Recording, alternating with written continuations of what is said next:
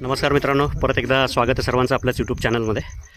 आज आपण आलो आहे विठ्ठल रुक्मिणी नगर, हिरडोळ रोड, लोणार येथे. कोणाचं घर आहे? राजेश भागडे यांच्या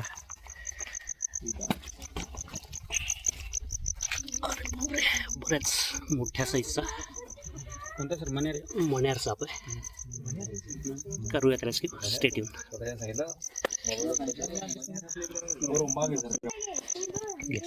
कोण घेत आहे? 8 वाजता.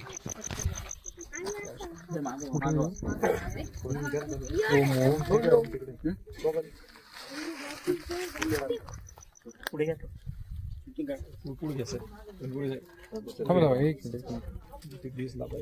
हे चालू आहे सर. मोठ्या साईजचा कॉमन क्रेप, मराठीमध्ये मण्यार आणि हिंदीमध्ये करेट, पूर्ण काळ्या रंगाचा आणि अंगावर दुहेरी पांढऱ्या रेषा. ही ह्या सापाची ओळख. न्यूरोटॉक्सिक प्रकारचं विष असतं या सापाचं.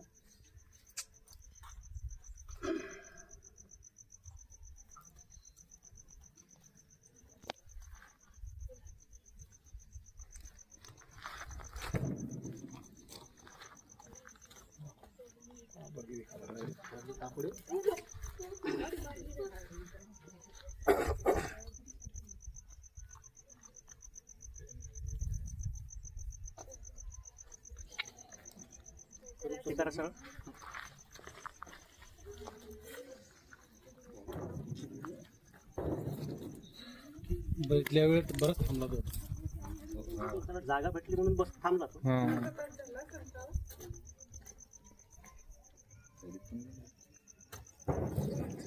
खाली गेला. तर काय समजायला लागलं काय सर? पिशवीत जाई ना तो.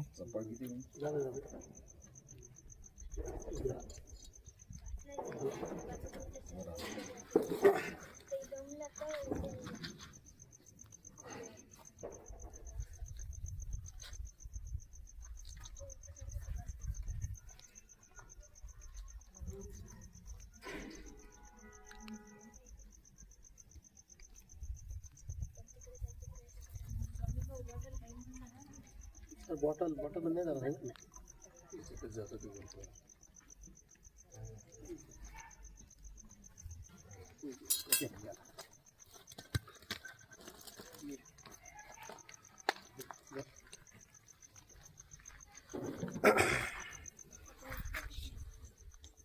सुरक्षित रेस्क्यू लवकरच सोडून देऊया त्याच्या नैसर्गिक अधिवासामध्ये. कुणाला दिसला पहिले? काय नाव बाळा तुझं? संस्कार अंकुश नागरिक. काय करत होते आणि तुम्ही?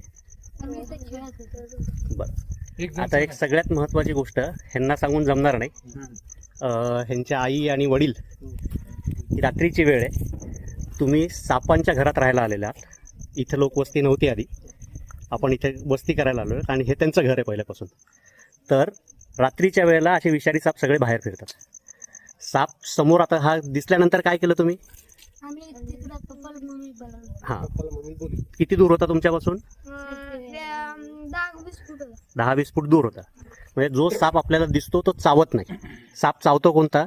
जो आपल्याला दिसला नाही, आपण चुकून त्याच्या अंगावर पाय दिला त्यावेळेला साप आपल्याला 100% बाईट करतो. तर त्याच्यामुळं रात्रीच्या वेळेस असं मुलांना खेळू नका देऊ. दिवसाचा जो टाईम आहे, संध्याकाळी 7 वाजल्यानंतर विषारी साप शिकारीसाठी बाहेर निघतात आणि एखाद्या वेळेला हा अपघात घडू शकतो. अजून एक महत्त्वाची गोष्ट सांगतो. मोठ्या माणसाला जर साप चावला तर आपल्याकडे 1-1.5 तासापर्यंत वेळ असतो, पण लहान मुलांना जर चावला तर अर्धा तास.